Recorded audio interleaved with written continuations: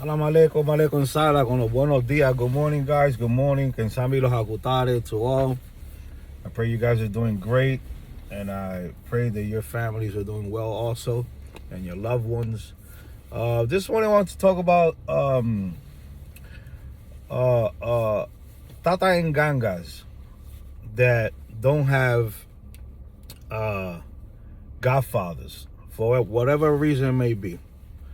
Whether they left the house, or they were thrown out of the house, or they just got the Nganga and the elder did not teach them anything, and they feel like they are have been either abandoned or just don't have guidance. To this question that I just asked, or scenario I just put, once you receive an Nkisi, an Nganga, the majority of the time, it's because you already are your own Nganga. You are your own Tata. You know, the decisions and the things that you do already fall upon you. They don't fall upon your Tata anymore. You know, you're considered independent. And when you're considered independent, the majority of the times, it means that you don't need someone to hold your hand, someone to guide you, someone to tell you what do you have to do.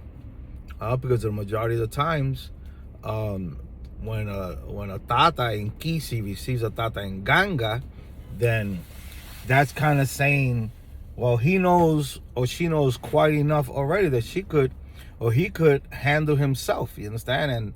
And within time, he or she will get better and have better communication and better understanding of the tradition. And but he or she is well enough placed because they have an Nganga and they were given one, that the Tata most of the time feels like, if you do have one still, right? This is for those who, or if you do still have one, they feel as though that if you get stuck or you have a great situation one day, then you have the ability to get in contact with them, call them, and tell them about the issue so they can help you. But what happens is these days that we receive Ngangas, right? And we're not taught how to work with these Ngangas. Like, we were probably given a little bit of light, what to do and all that. And because we are so excited to receive one, because we know that this is one of the main objectives, is to have your own Nkisi or your own Nganga, or your own Mpungo, then we are so worried just having one, and we forget about everything else that has to do with having an Nkisi and an Nganga, a Mpungo, whichever way you understand it. So I say this to those that if you have an Nganga already, you're considered a specialist, and you are considered a self-sufficient Nganga, priest or priestess, to be able to do your own things and work with your own Nganga. You understand? So it's like a how can I say? It's like when you have a Tata or Yaya that's gonna guide you and keep guiding you, and you have that person there.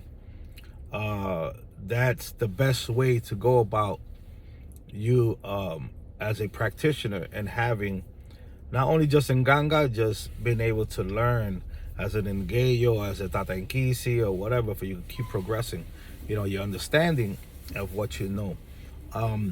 It's very dangerous not to have somebody that leads you if you do not know how to use what they have given you or what you have received. Especially in Nganga, it's something not to play around with. It's something to be serious and keep serious.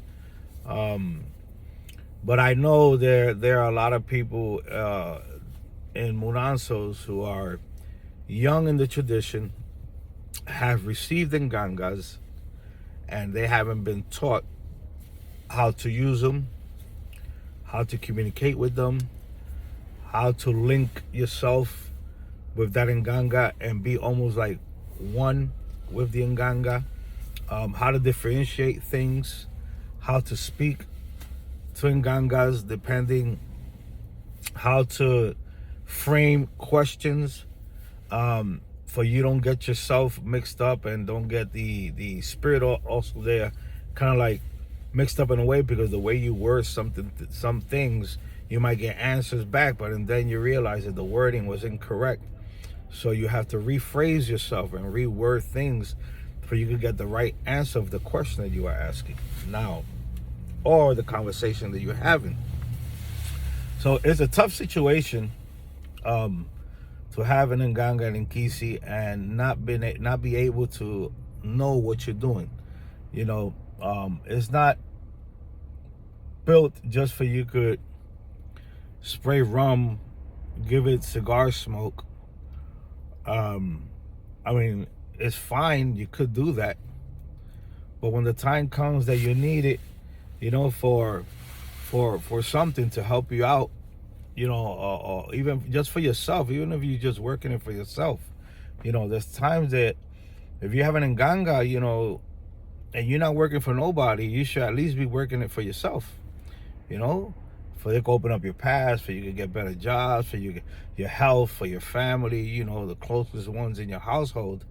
If you want to make decisions, I'm moving to another place, I'm buying another property, you know, you have the Nganga there, you know, to guide you, you know, that tells you, you know, if this is a good time to buy one, is it not a good time to buy a house, is it a good time to move or not? You know, a lot of things that we as priests sometimes don't communicate with the Nganga, and don't think that we have to speak to them. We don't have to speak to them. We don't have to ask their permission. But remember,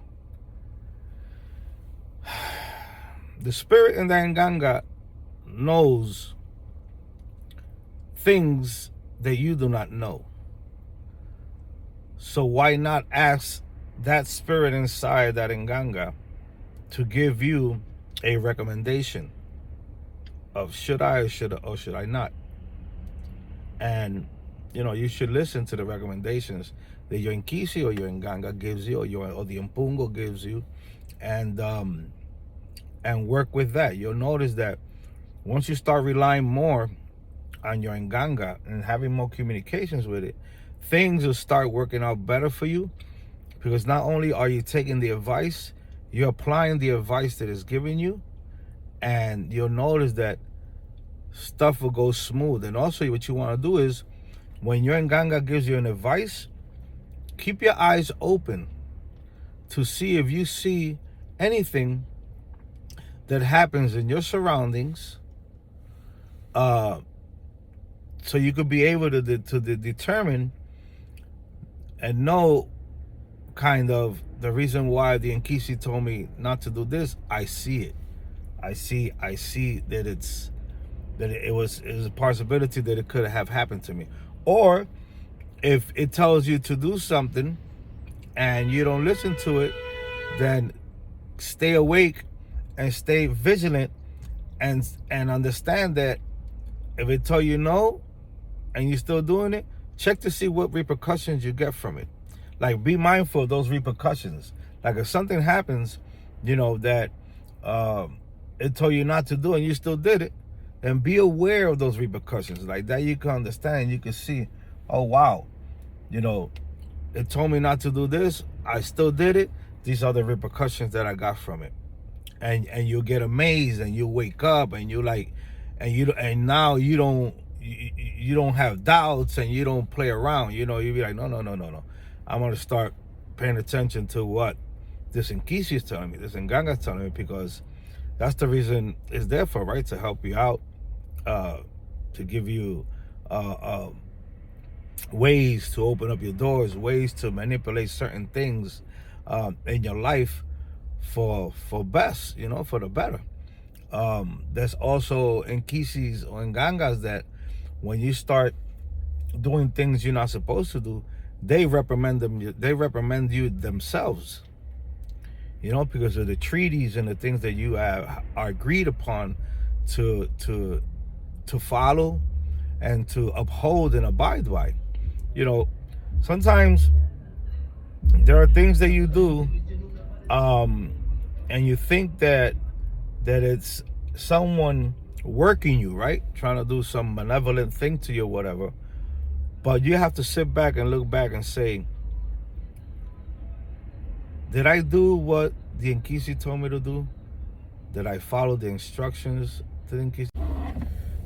Did we break a code, from the actual tratados that we made to the lineage that we in?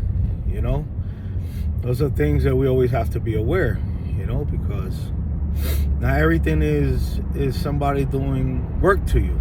Sometimes it's you yourself not upholding your end of your lineage, of the tratados, the treaties that you made with that Nkisi that you have there.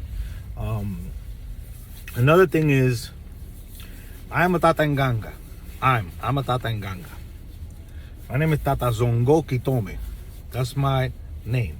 I always say Tata Andy because, to me, I don't have to give nobody my name really.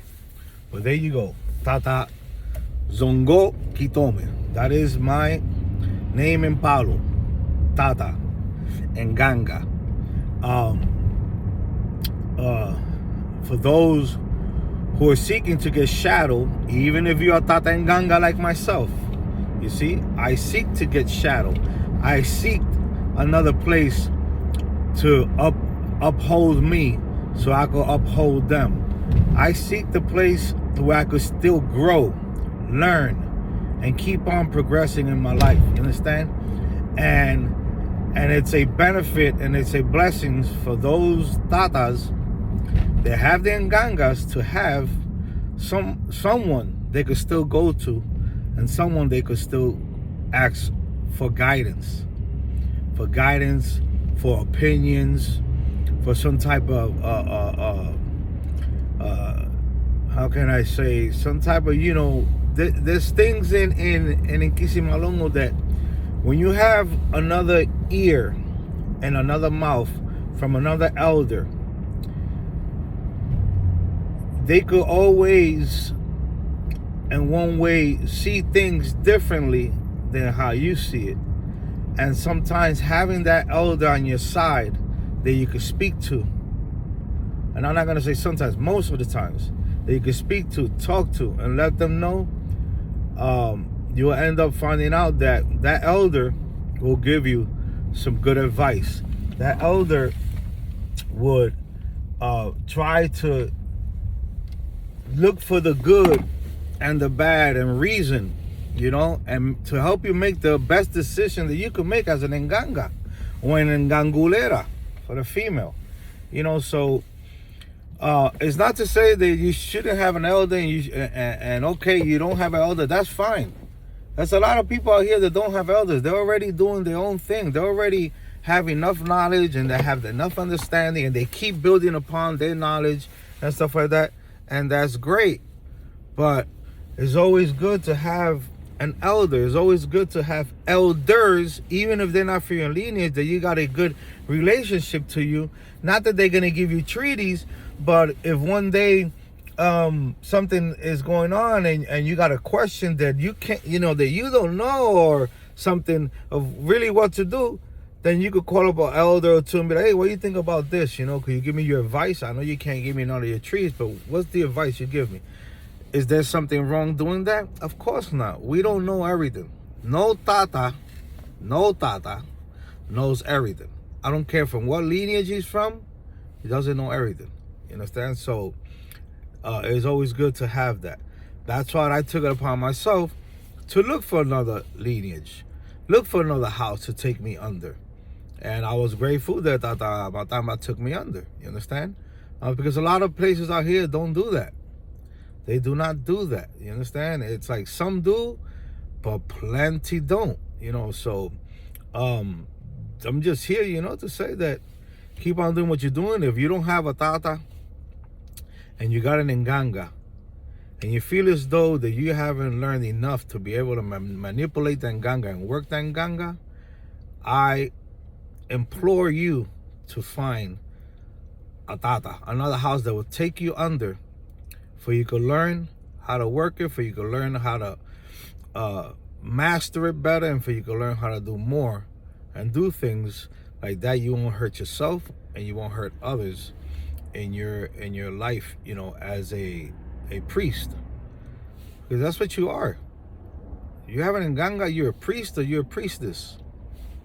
So just some words here for you guys could understand. If you need any type of guidance or anything, and I could give it to you, or one of the brothers that you could call could give it to you, don't be afraid to email, don't be afraid to call, don't be afraid to say, listen, I'm a Tata Nganga, but I don't know Jack. Because this happens. These are things, unfortunately, these are things that happen. I'd rather you say, I don't know nothing, I have an Nganga, I don't know nothing, than have an Nganga and start making up your own things because you don't have nobody to teach. Be safe, guys. Be happy. Salam alaikum. Ma alaikum salam.